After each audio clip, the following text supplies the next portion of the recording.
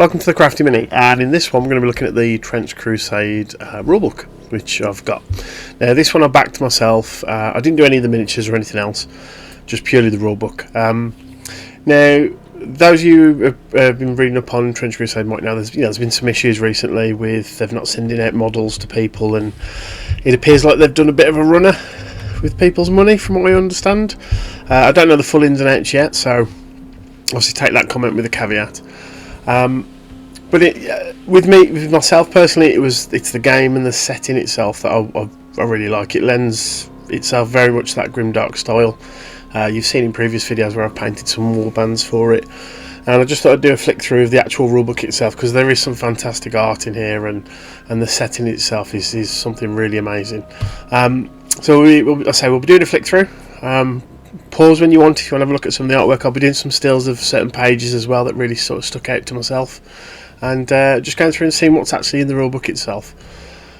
So to start with, you get these every so often, one of these cool little pages with these little scribblings and on the like in all the borders and things, and it's a really nice little touch. Got some little notes that add a little bit of extra fluff to the story.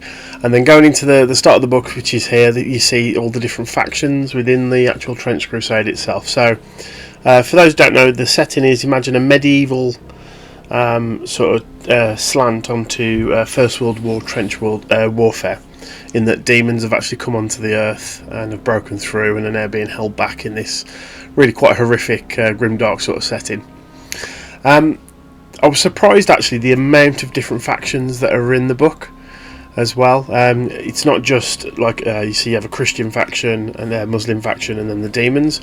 Within the demons there's like 3 or 4 different sects.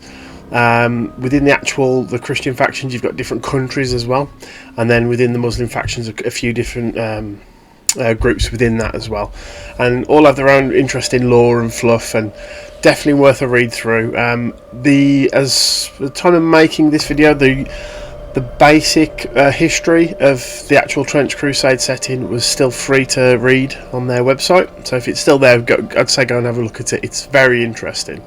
And a lot of the artwork in these books are really nice. Like again, it's that grimdark setting. It's a proper, quite visceral, gruesome sort of look and feel to the actual book. You get to see like bits of, so here the Principality of New Antioch, which is sort of like the front line on the actual hellmouth that's opened up in the old holy city of Jerusalem and that area, and then those who are fighting for the side of God in this case have been pushed back. Trench Pilgrims, which are one of my personal favourites. These are just everyday people who've decided to take up the cross and off they go to the Holy Land, and just normal human beings who are throwing themselves into battle. Really interesting idea. The Sultanate as well. This was quite an interesting one because I didn't know much about these, and the information for the faction, there's a lot of stuff there. Same with the Heretic Legions as well. And the artwork is it's just fantastic. It's really well done. And you can tell there's a lot of influence there from like the old John Blanche stuff and from Warhammer and things like that. There's something that you see in quite a few miniature war games these days, but it still feels like a nice little retro sort of callback. You'll get these pictures of the miniatures painted up in various styles, and it's a really nice look. It's got as I say, the aesthetic in this is really nice.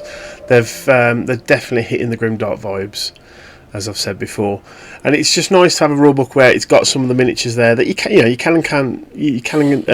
buy if you want. It is a miniature agnostic game, so there's a lot of sort of scope there to kit bash and do your own things, and it's a nice touch. I like the fact that you can do anything you want, and you can go full in grimdark or keep it quite clean. It's up to yourself. But it does lend itself with the setting, and some of the paint jobs here are absolutely phenomenal. You can find some of them on the Grimdark Compendium, because they've done some of the actual painting for the in-book shots as well, and you can follow their tutorials because they really do lean into this style and make it look good. And here a nice little example of some of the little bits of artwork that you find on the pages. Nice just to break up some of the pages like these where it's just filled with rules. One of the upsides I will say is, so in the actual rules section of the book, which is what we're looking at here, they do it's like the old 40k sort of 3rd, 4th edition rule books. I've not read any of the new ones, so it could be in those as well. But you know, you get like a little hand-drawn picture of how line of sight works and things. It's all pretty much, it's very arbitrary. It's very similar to what you expect in a war game. Also the battlefield structures here, so you know you can have cool battlefields, but I like the fact that they've implemented the one at the top there where it's just bits of cardboard and things and lollipop sticks. You know, for those who don't want to do a lot of scenery or haven't got the capacity to do it either, you know, it shouldn't affect you playing the game and enjoying it. The gear section is all really cool, so it's very World War One in the way the weapons work and the types of weapons. There's some stuff that's got slight differences as well, which is nice, and leans into that more sort of grimdark, demonic aspect. Now, one of the nice things as well, and this sort of marries into that miniature agnostic feel for the game, is things like melee weapons and things like that, and these little bits of ornate armour and things that you can have. You can lean into whatever aspect you want there. So, like, for example, there are just blades and clubs and things like that. But when you come to build the actual miniatures, you can have that show visually any way that you want, which I think is really nice. And it sort of feeds into that vibe of just kit bashing an army the way you want it to look. Because a warband's probably going to be about, sort of, depending on the faction and the point system, about 10 miniatures thereabouts. So you can really customise it and make it your own, which is good. Now, when it comes to the actual warbands, it's a really simple system. So there are certain types of characters. So you've got your leaders, your shock troops, maybe your heavy infantry, things like that. They have stat lines. There's a brief bit of text there that explains, you know, what the unit's made up of, you know, what sort of gear they have, things like that, depending on the faction they're in. And then as the person who's creating the warband, once you've picked and spent your points, you make that model look however you want, which is nice. And you can, you know, customise it to your heart's content and have it your own little thing. So, like, for those who watched my previous Trench Crusade videos from last year, so I did things like, I did a Trench Pilgrim, but they all suffer from the Black Plague that's in the game, and so these are people who know they're dead, and that's why they look different to the Trench Pilgrims in the actual, in the rulebook itself. And it was my way of putting that spin on the lore that these, you know, they're all grotesque survivors of this plague who it's eventually going to take their lives, and because of that they throw themselves at these, you know, these demonic hordes that are coming onto the battlefield and things. But all the types of troops and weaponry and everything all got stat lines, everything that you need to start the game. There's a couple of changes from the free rules from what I've read and I've gone through, but everything gets a nice little bit of fleshed out bit of lore as well, which is good. And again, like this one, some more beautiful artwork to look at. And again, because of that setting, and the way they've done the lore, each faction feels very, very different to the other. And it does seem, just on a cursory glance that I've gone through the rulebook at this point, with the stats and the way each of the factions are made, that they're all, it's very asymmetrical.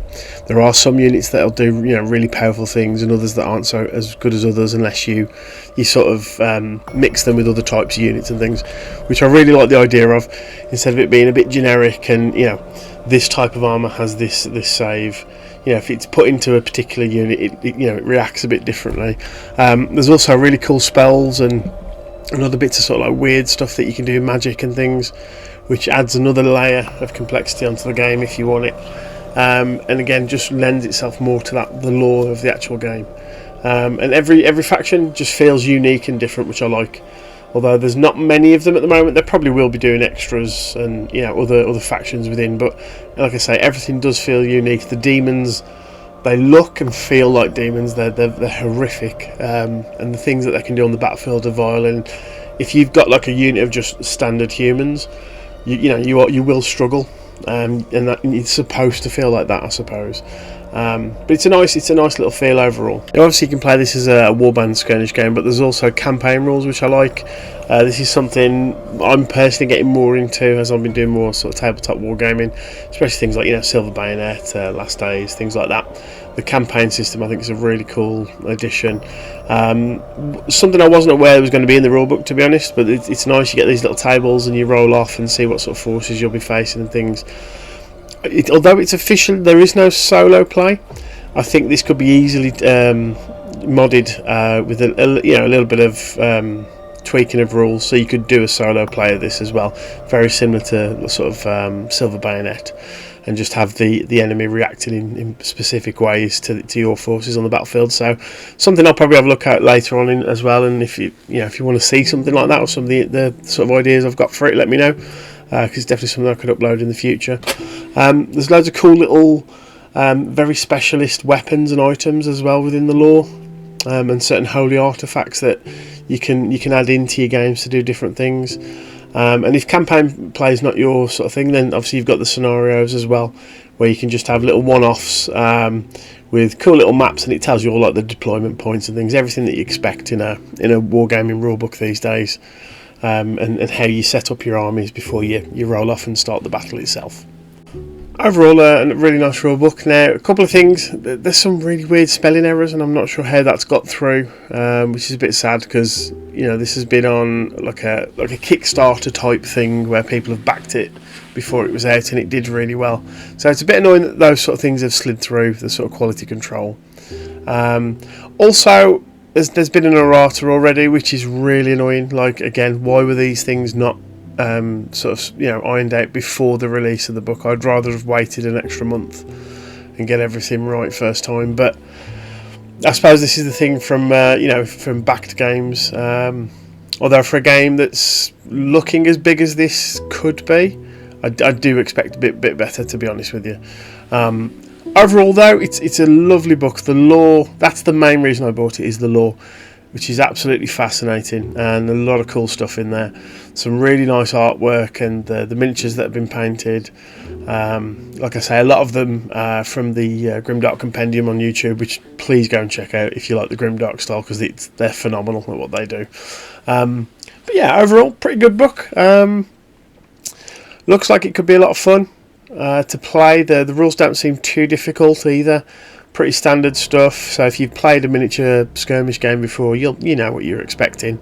You build a little warband, get your miniatures together, and off you go, and you're just fighting over the battlefields. It's pretty simple stuff. The campaign looks really interesting. That's the one for me, and I'll probably rule change stuff so I can do solo play as well, because I don't want this to be a game where I struggle to get it to the table. And like I say, the Silver Bayonet stuff in particular I've really enjoyed, and the solo campaign in that. So there's things in there that that I'll fudge, which I do with all rules. That's just me personally. But I think overall, for the price, I think it's a good rule book. I would probably say to people, if you've not backed it, wait until the errata comes out, and because they're going to end up reprinting this with all the rule changes. There's rumours that they've got Andy Chambers back in to come and help with stuff and add things in. So it could be that there's a later release on. And for those who know about all the annoying ins and outs that have been happening regarding like how they've treated people who've backed stuff and not getting the miniatures and shit, it is just wrong. It shouldn't happen. Especially when it was backed as quick as this was, and the amount of money that they've made from it, that shouldn't be happening. That's a separate issue, a separate video, which I'll probably talk about at some point. Maybe in a podcast or something. But yeah, overall though, rulebook, really like it. The lore's fun, it's very interesting. I like the grimdark aesthetic, and it's a really visceral, disgusting grimdark sort of style, which I like. And you can see there's a lot of stuff there from you can see influences from like John Blanche and things like that. But yeah, that's a look through the book. Hope you've enjoyed the video. If you want a more in-depth look, I'll probably do that at a later date, because I'm still working through the actual book itself and reading everything and things like that. But otherwise, we'll see you all on the next video. Cheers.